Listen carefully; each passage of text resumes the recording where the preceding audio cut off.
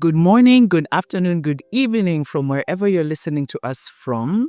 Welcome to Footprints, a podcast that tells the stories of our elders and gleans the wisdom from their lives. Today, our special guest is Marilyn Skinner, and you are very welcome. We're in their beautiful home, and it's lovely to be here. So, Marilyn, tell us a bit about yourself. Take us way back in time. Once upon a time, there was a little girl. Thank you very much, Jackie. Well, I'm still trying to get my head around the fact that I'm now an elder. I know, right? I still think I'm the 18-year-old girl that married Gary Skinner almost 50 years ago. But I'm a simple Canadian pastor's daughter. My parents were pastors. My grandparents were pastors. I was born 69 years ago in a small community in Canada called Oshawa. I lived a pretty normal life as far as Canadians go. You know, I was raised by my grandmother. My grandmother lived with us. I had a very happy, pleasant childhood. The thing that I'm most grateful about my childhood is my parents, my grandmother, taught me about Jesus and taught me that the most important thing you can do with your life is give your life to Jesus, and He'll look after all the rest. I went to 3 different schools because my parents were pastors. They moved around quite a bit. 3 different schools in Canada. Interestingly, I was never a top student in school. I was average. But what did you like? What subject did you like? My favorite subjects were English and history. But math, back in the day when I went to school, you had to take all the subjects, whether you were good at them or not good at them. So I was not good in math, especially algebra and geometry, not good at all. But English and history, I really, really liked it. I started taking piano lessons when I was 3 years old. I actually started playing. The first time I ever played for a worship service in church was when I was 9. Oh my goodness. And I've been playing the keyboard in church ever since I was 9 years old. But when I was... So was it in your... how did you... 3 years old? Was it in your house? It was in our house, yeah. My parents had a piano, so they got me a teacher. And she taught me. I practiced. I think maybe I just had a gift. You know, I was a very shy girl. Very, very shy. I was an only child until I was 12, and that's when my next sister was born. And I took piano lessons for 5 years from the same teacher. And the only word I ever said to her was goodbye on the last day that I was there. But I loved music. I loved playing the piano. When I was 16 years old, I went on a rock band. It was a summer outreach in Canada. There was this evangelist. He had a big truck, the side wall folded down into a platform, and then he was putting together a rock band that would go to beaches, parks, tourist areas, and just sing about Jesus, and then he would preach. So he was a friend of my father's, and he knew I could play the keyboard, so he asked if I could go. I was the youngest on that team, but the guitar player on that team was actually Gary Skinner. He was in college by then, and what happened was we saw literally thousands of people. This was during the 1970s, during the drug era when drugs were just becoming popular in North America. Yeah, hippie culture. Oh, the hippie culture. I don't know if anybody's watched Jesus Revolution, the movie, but it was very similar to what it was like in the Jesus Revolution. And we saw literally thousands of young people come give their hearts to Jesus in those parks and tourist areas. And because it was so successful in the summer, this evangelist wanted to put together a full-time team. All the rest of the people were college students. They were about to graduate the next year, but I was only in, I guess you'd call it S2. Mm-hmm, mm-hmm. Oh, wow. That was young. So I went to my father and I told him, I said, Daddy, I've decided that I'm going to quit school and I'm going to go join a rock band and I'm going to go preach to the hippies and the prostitutes and the drug addicts. And my father was very, very wise. He said to me, Marilyn, that is so good. I'm so glad that you're going to go and you're going to serve Jesus to your generation. He said, but you cannot go until you present me with a high school graduation diploma. So I was like, God, how am I going to give my father a high school diploma? I still have 2 years left of high school. And I got thinking. And one day I was practicing the piano and I had actually taken classical piano lessons. And I remembered all these certificates that I had. And the certificate said University of Toronto. So without my father knowing, I took all of my certificates to my school. I went to the headmaster and I said, "Sir, I need to graduate from this school at the end of this year. Are these certificates worth anything towards a high school diploma?" And he came back to me about a month later. He said, "Yes, you have enough credits to graduate from high school next year." So I was in S3. I gave my father the high school graduation certificate, and I went and joined this rock band when I was 17 years old. That is so amazing. So you joined this rock band and? We traveled all across Canada, all across America. In the summer months, we would go to outdoor venues. In the winter months, the fall, we would go to high schools and we would hold an assembly. Students would come and then we would rent the auditorium in the high school at night, and they would come back and the auditoriums would be packed full of young people, and literally thousands of teenagers would get up out of their seats, run to the front of that packed gymnasium, fall on their knees and give their hearts to Jesus. It was the most rewarding thing that we've ever done. And the interesting thing is we traveled in this big truck. Back then there were no laws. We didn't have a bus or a fancy automobile to get us around. The driver sat in the front with his wife, and all of the band sat in the back of this literally lorry. And that's how we traveled from place to place. We would sleep in church basements. We all carried sleeping bags with us. So for 2 years, we slept on floors in church basements. And, we learned a lot of lessons about traveling when we were back there. But while we were on that team, that's when Gary came to me one night. I'm sure he has his version of the story, but I have my version of the story. He came to me one night, yes, and he said, "Marilyn, I love you." And do you know what I said?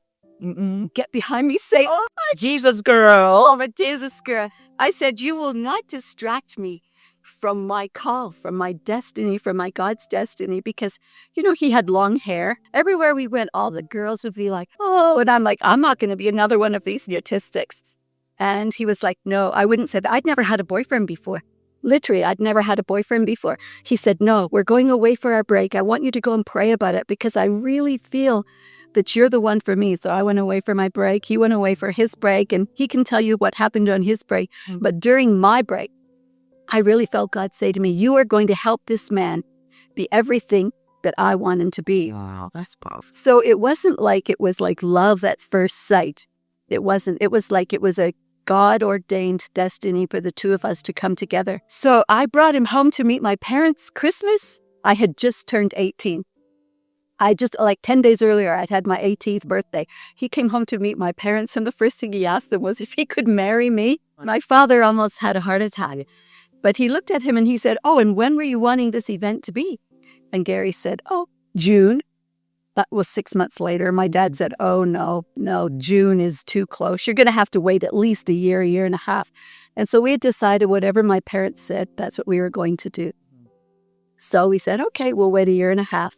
And about 3 weeks later, my father came to us and he said, pulled out his calendar and he said, "June 1st sounds like a pretty good day to me."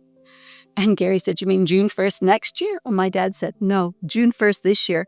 He said, "God woke me up in the middle of the night and he told me, let her marry him. He's a good man." So 6 months later, we were married. I was 18 years old and we've been making sweet music ever since. Wow. So you marry and then? We kept traveling with this rock band, skipping in church basements on the floor. And then we went after maybe a year.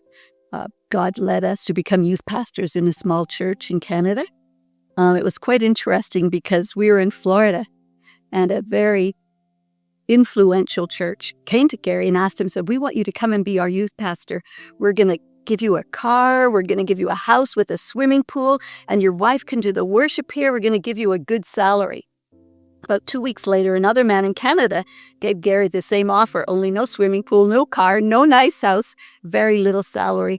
But we really felt God said, "Don't go to Florida. I want you to go to that small church in Canada and become youth pastors." And so we went there. We were youth pastors for 2 years. They do events for the teenagers and look after all the teenagers, young adults in the church. So there's maybe about 40 of them. And then we also did worship. We led all the worship at that church. Okay. Then we moved to another small community, a farming community, to be the main pastors. There were 5,000 people that lived in the community. They were all farmers, pig farmers, chicken farmers, beef farmers, dairy farmers. And we were there for about 2.5 years when we really felt God called us to go to Zambia as missionaries. So we moved to Zambia in 1979, and we were there for 4 years. Wow. And what did you do in Zambia? Again, we pastored 2 churches, one in the capital city and one in the Copper Belt called Kitwe. And it was when we were in Zambia that God really spoke to Gary, and I'll let him tell that story, to come to Uganda. Had you known about Uganda? Like, what did you think? I hadn't known very much about Uganda. Idi Amin was still in power then. Well, he was just being chased out. And I remember watching a documentary about, it was actually Clock Tower, and there were some nuns that were held up at Clock Tower and they were shot to death. That's about the only thing I knew about Uganda. Idi Amin, bloodshed, murder. And I have to admit, I did not want to come to Uganda. I didn't want to come to Uganda. I remember praying, saying, God, no, I don't want to do this. And I had a revelation. I was actually reading in Luke. The Message Bible puts it very nicely. If you want to be my disciple, I realized at that moment there's a difference between being a disciple of Jesus and being a follower of Jesus. To be a follower, all you have to do is believe in your heart and confess with your mouth, and you're a follower of Jesus, right? But to be a disciple, this is what Jesus says in Luke. You have to take the things that are dearest and best to you, whether plans or people, and kiss them goodbye. Really? In the King James Version, it says, you cannot be my disciple unless you are willing to die to yourself, take up your cross every day, and actually, this is what it says in the King James Version, hate your mother, father, your brother, your sisters, your own children, even one's own life. And I remember saying, God, what kind of God are you that could ever ask me to hate my own children? And as I, researched it, I realized he didn't actually mean hate. He actually meant you have to come to the place in your life, if you're a disciple, where you love Jesus far more than all of these things. He's the most important thing in your life. So it was at that time that I think I transitioned from being a follower of Jesus to being a disciple of Jesus. And I said, okay, Lord, my life is yours. It's not mine. It's no longer I that lives, Christ, but it's you that lives in me. So I am willing to take up my cross every day and follow you. That's a difficult decision to come to. It's painful and it's very costly. It costs you everything. Yeah, tell us about the cost. When you say that, it means dying to your own ambitions for your life. It means dying to the plans that you had for your life. It means dying to relationships. You have to say goodbye to your family. The costs that Gary and I paid for being here in Uganda was very expensive. Not just because Uganda was very dangerous, like there's many stories, and I can go into those later, how we could have lost our own life, but for God. But the cost to our own children, bringing your children to a place where people are being murdered every day. Because we used to drive around dead bodies all the time. I mean, and this is Kampala. In case people think you're talking about some far away. Kampala. Yeah. We used to, the capital city. I mean, we used to drive down the main road, Kampala Road. There were hardly any cars. Yes. But there were days when, people were driving down with machine guns and opening the windows and just opening fire. They would be throwing grenades into the bus park. It was like unbelievable. We heard gunfire every single night. Across the city, across the street, sometimes right in our own front yard. So the cost to your children, putting them in a traumatic situation like that, is very, very difficult. And I think people who didn't grow up in Uganda like that don't understand. They have no idea. What you're saying. The thing is this. The majority of Uganda do not remember those days of Uganda because 80% of the population is under 15. Yeah. Yeah, 15. So they have no idea. They see the peace and the prosperity and the good roads and the development and the economy being good. When we first moved to Uganda, you could not buy toilet paper here. Banana leaves worked very good. Yes. It's good to find other ways. Yeah. Bread was very hard to get. Sugar, people would line up to get a kilo. I was one of those. My siblings and I used to go and line up. So yes, we grew up in that Uganda where every night, you hear the gunfire around you. I do understand. And that's us as Ugandans. So you can imagine a foreigner experiencing this. I mean, there was military curfew for over a year. You had to be in your house by 7 o'clock at night, and you could not go out till 7 in the morning, or you'd be shot dead in the streets. I know people that went into labor and they were shot on the streets because they were trying to get to the hospital. So this generation needs to be very grateful for the Uganda that they are being raised in today, you know. So the cost to putting your children in a traumatic situation like that, you know, we'd only been here. We'd only been here a few months, literally a few months, 3 months, I think. And Gary was in Kenya. I was all alone with the kids. And we had no security bars on our house. And around 11 o'clock at night, a gang of men came and tried to break in. And we had a man, he had a bow and arrow that would walk around our house. And around 11, he came to my house and he says, "Mommy, they cut you electricity." And, you know, the gangs used to do that back then. They just cut electricity in whole areas of the city, and then they'd go from house to house. And so I didn't really get too worried because it used to happen all the time. So then about 30 minutes later, he came back and he said, "Mommy, they've come and there's many of them." So I told him to run, jump the fence. He did. I got our 3 kids. I hid them underneath my bed, and I dragged the furniture in front of the door and barricaded myself in the bedroom. And for 3 hours, I could hear those men banging on the door, trying to break that door down, saying, "You open, we're going to kill you, we're going to rape you." And they were shooting, and, you know, the bullets were whizzing over the roof. It sounded like popcorn, the old-fashioned way. That's what everybody used to call gunfire, popcorn about then. And, you know, I'm not going to tell you I wasn't afraid. I was terrified. I had only one thing on my mind. I cannot wait for the man of God to get home. And when he gets home, I'm going to give him a piece of my mind. Yes. And I had this scene all played out in front of me, how Gary would come in, drive the car down the driveway, roll the window down, and expect me to go out and give him a nice kiss. But I wasn't going to do that. I was going to go out with my hands on my hips and say, "Gary, what kind of a crazy man could bring a wife and 3 children to a place like this? You need your head read. They have a word for you here in Uganda. It's called mulalu. And they also have a place where you could go and reside. It's called Batabika." This is. But you know, I heard a voice, Jackie. And that voice said, "Get up, girl. Get up. I didn't bring you to Uganda to be paralyzed by fear. I brought you here for a purpose." And I had to make a choice. I had to make a choice. Was my fear going to be stronger than my faith? Or was my faith going to be stronger than my fear? That night before I went to bed, I was reading in my Bible, and it wasn't just some place that I'd open, "Oh, God, speak to me, Holy Spirit, through it." It was my systematic Bible reading, and it was in Isaiah. Do you know what I read? I read, "Behold, they shall surely gather together against you, but not by me. And whoever gathers together against you will fall for my name's sake, because I am the one who has made the weapon, and no weapon that is formed against you will prosper." That's what I read before I went to bed. And so I thought, God, this is your word to me. And if you can keep those 25 men out of this house, there's nothing in this world that you cannot do. So I chose to believe that because God chased those men away, they gave up after 3 hours. There's nothing in this world that he cannot choose, that he cannot do. So I chose to have faith instead of fear.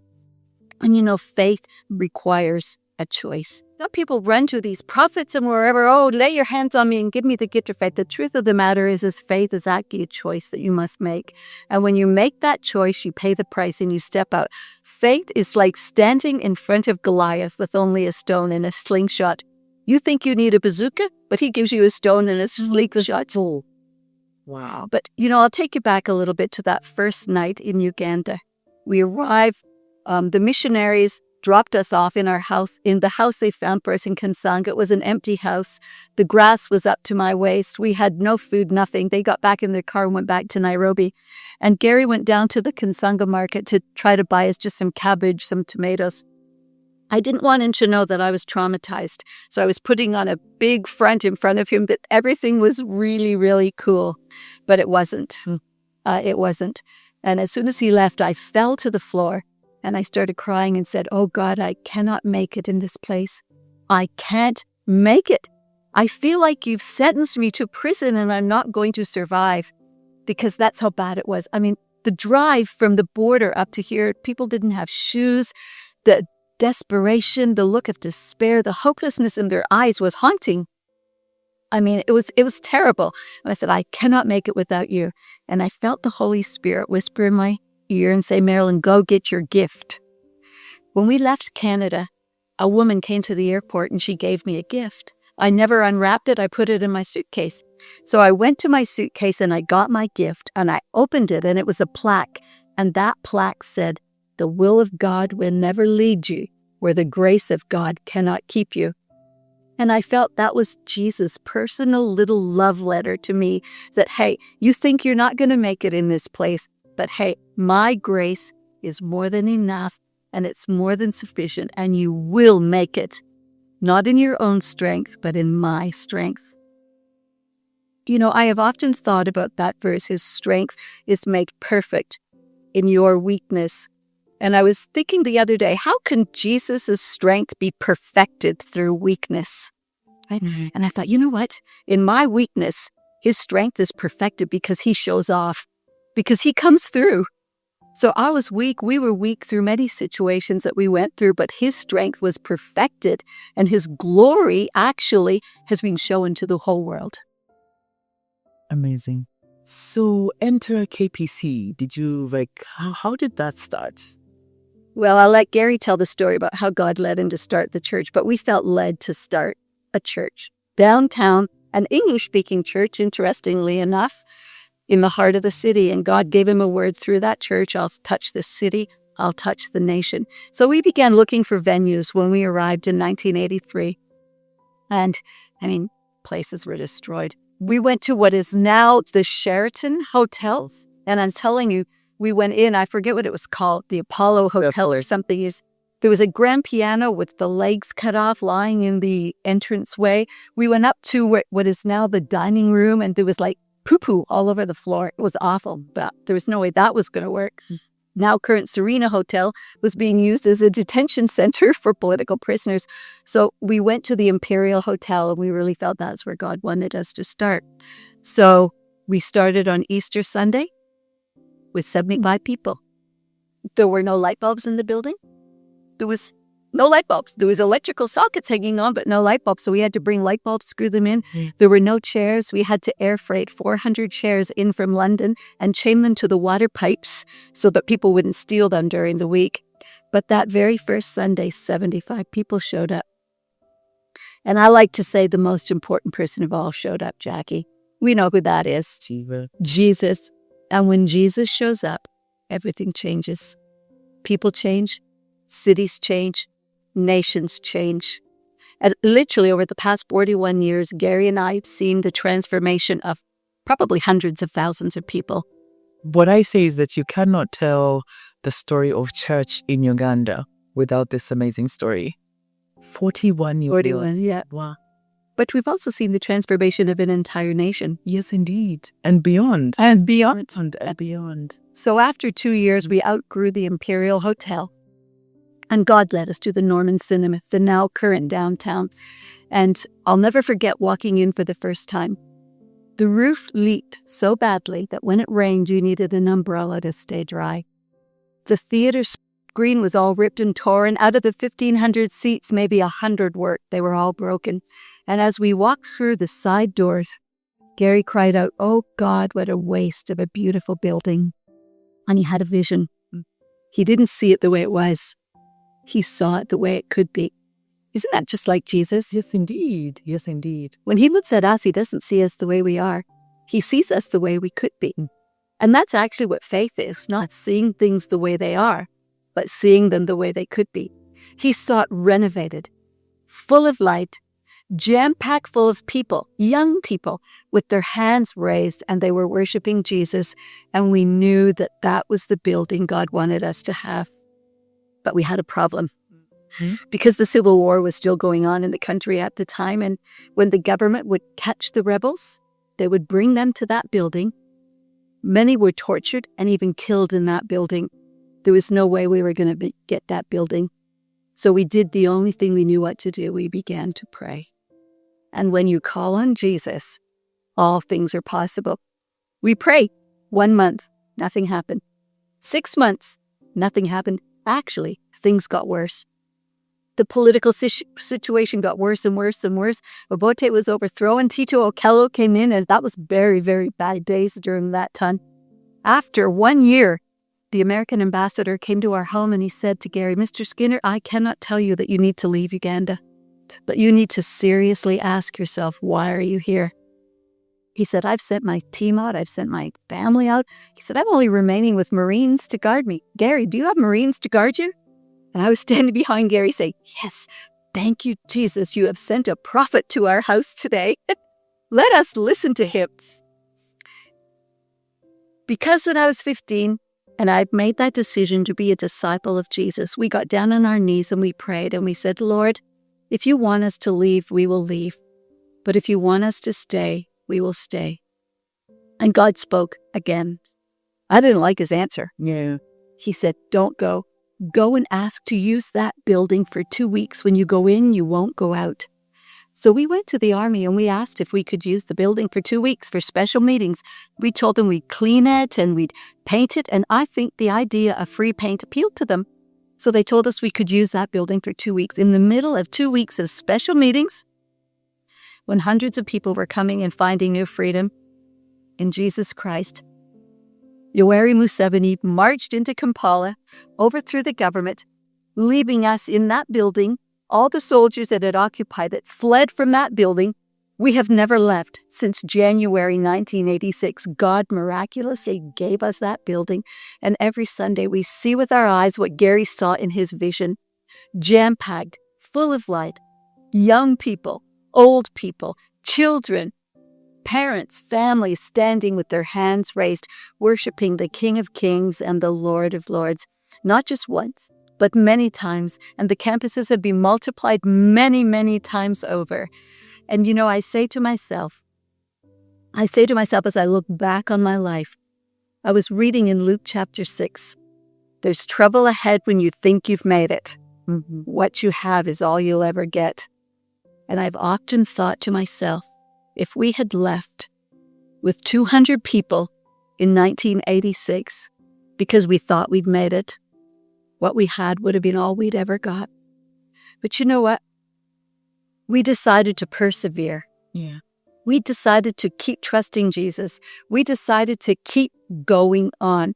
Jackie, I don't want written on my tombstone, quitter. Yeah. Right? I know, here lies a woman who... She stayed at her post. That's what I want written up my tombstone. And look what I would have missed. Look what I would have missed. The joy of seeing lives transformed. The joy of seeing a nation transformed. The Uganda that people come to today is not the Uganda that we moved to. I recently read that Uganda is one of the top destinations for people to come in all of the world. Not just for the beauty of nature, but for the beauty of the people. Yeah.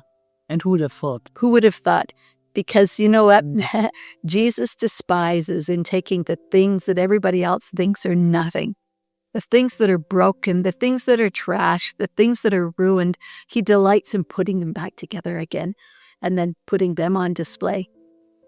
Showing his strength through those weak things. And he gets all the glory because honestly, nobody but God could have transformed this nation the way that I witnessed with my own eyes. Yeah. Wow. This story just gives me goosebumps, but also I feel like I needed to hear this story so that I don't give up. Yeah. And so that the many that will listen to this will learn to stay at their posts, because it's not easy. It's, it's 40 years and people, I know that through this podcast, we can't tell day by day, like, okay, tell me what happened in day 1 and day 2 and day 3. But the arc of it is so beautiful. And I hope it will encourage people who are almost giving up to stay. I hope so. To stay. And the thing that I want to leave with the audience today is this. His grace is still greater. Yeah. It's still greater than what it was on Calvary, than what it was for every situation that I've been through. His love is still everlasting. He loves you no matter what you've done, no matter what you haven't done. I've realized there's nothing in this world you can do to deserve God's love. Not at all. No good. Yeah. But there's also no evil you can ever do to stop God from loving you. You can't do anything to earn his love, and you can't do anything to stop him from loving you. His love is still everlasting. And the other thing is his mercies are still new every morning. Every morning. Yes, every Not literal. just, so we can't rely on yesterday's mercies. His mercies are still new every morning. I don't know if you know that's Uganda. It's food that has stayed over. He does not serve mawolu. His mercies are still new every morning. His blood has never lost its power. And his faithfulness is still tried and true and good. Yeah. He's been good to me, Jackie. And he has been good to you. And he wants to be good to every listener. Yes, indeed. So now, 40 years. And of course, in your mind, I hope that one day we will leave this. Oh, for sure. So how did, tell us that story. Did you close your eyes and say, we'll get to it when we get there, or did you start to plan? Started to plan. You know what? We started planning for this moment when our feet hit the soil of Uganda in 1983. Because the whole purpose of our life has been to multiply our life and the lives of others, right? First of all, you model. John Maxwell put it so good. You model what it really is to be a follower of Jesus, to be a disciple. And then you motivate people with your words, with your works, with your actions. And then you mentor them. You can model and you can motivate hundreds of thousands of people. But you can't mentor hundreds of thousands of people. You can only mentor a few. So we started taking just a few. The one. I could name them, but I'm not going to name them. I don't want to leave the people out. Yes. Working with, maybe 10, 12 people, mentoring them, pouring our lives into them so that they in turn would be able to pick up the mantle one day and do even greater things than what we do. So our whole purpose, the whole reason that we came here was so that we could do that. So we started planning in 1983 for that. Wow. But more strategically, probably in the last 5 years, identifying a team, working with them, helping them, so that when the transition actually happened on February 3rd last year, we were ready for it. You were ready. How did you ready yourself? Gary and I still have a lot of energy. He's a visionary. He will never stop being a visionary, and I don't want him to stop being a visionary. But the truth of the matter is he's no longer the vision bearer for Watoto Ministries. Julius is now the vision bearer for Watoto Ministries. So we're now in the process of saying, okay, God, give us a new vision. Yes. I said, For this season. Yes. I said, I think we were pastors of a local church, and we served a local church for 41 years here in Uganda. Now it's probably time to step up and serve the church at large around the world. I think we did a very good job, and I say this humbly, of preparing the people we handed over to. I'm not so sure we did such a good job of preparing ourselves, because one service and then all of a sudden we sat in our living room and now what are we supposed to do? Because you have to be careful. You can't be leading from behind. Either you're transitioning or you're not transitioning, right? What makes that important? I want to be careful here, but Yeah. there's a country in the world where they had a president for a long time. And then because of politics, he stepped out for a while, but he was still controlling things from behind. But he's now back to being the president again. And it happens in business. It happens all over the place. And that's not a true transition. Either you prepare somebody and you let them fly their own plane, drive their own car, make their own decisions, make their own mistakes, or else you try to twist it. I know. And that doesn't work. You can always be a father, a grandfather, a counsel. And the team at Watoto know we are a phone call away. They can phone us any time they want, and we are there to support and to serve in whatever way they seem necessary, but it cannot be to control. So it's taken a little bit of... But Marilyn, and the reason I'm pressing that a bit is it's maybe easier said than done, partly because you grew this baby. All the feelings, all the... For sure. Yeah, so what is that process to graciously let that go? Well, I think you said the word. It's a process, and it doesn't happen overnight. And just like faith is a choice, you have to choose to do the right thing all the time. You have to choose to, I'm not going to pick up the phone and tell them what to do. I think this is the wrong thing that they're doing. You know what I mean? You have to choose to believe that Watoto is not Gary's and mine. Yeah. It's not. The church is not ours. The church is Jesus' church, and Jesus loves that church more than we do. And we have to entrust that church into his care and his hands. And we know that we made the right decision with the people that we chose. And so we have to entrust them as well. So I pray for them every day. This is what I pray for the leadership of Watoto. Give them wise minds. Yeah. Give them understanding hearts. Give them discerning spirits. And give them righteous and just choices. And if the leadership can do that, and I can do my part by upholding them in prayer for those 4 things, I'm telling you, the sky is the limit to where God can take this. But you do have to learn. It's like, how old are your children, Jackie? 20 and 22. Have they all left home? Yes, they have. Yeah, you have to let them go. You can no longer be telling your children, when you let them go and they leave the nest and they jump out of the nest, you have to let them fly on their own. And you can't be always telling them what they should do. Instead, you sit back, you pray, and you let them know, I am here for you. I am so proud of you. You're doing a good job. And they have to have the confidence that, you know what? Even if you make mistakes, everybody makes mistakes. You're there to help them. Yes. So we're excited about what God has for us in the future. We're still working out what that will be. We started out stewarding breadcrumbs. Okay? That's how Gary and I started in Uganda, stewarding a breadcrumb. And that breadcrumb grew into a loaf of bread. And before we knew it, we had a whole sack of bread. And after 41 years, we didn't just have a sack of bread. We had a shipping load container full of flour. Yeah. Okay? We handed over a shipping load full of flour. Those people can bake whatever they want with that shipping load full of flour. But we're back to stewarding breadcrumbs. And never despise a breadcrumb. Not at all. Never despise a mustard seed. It looks small in your hand, but it's amazing what God can do with a breadcrumb. I've told people, I am no longer looking for a platform. I don't need a platform. I'm looking for an open door. And the other side of that open door is my platform. Yeah. So today, this podcast is my platform. Amen. Amen to that. And as we end, I should have asked this a few minutes ago, but you helped build the music ministry at Watoto. What lessons have you gleaned from that as you did that, as you played faithfully, because often we see the singers, often you see everybody, Yeah. but faithfully playing well, not just playing, but playing well. What was that to build that, or what lessons did that teach you also?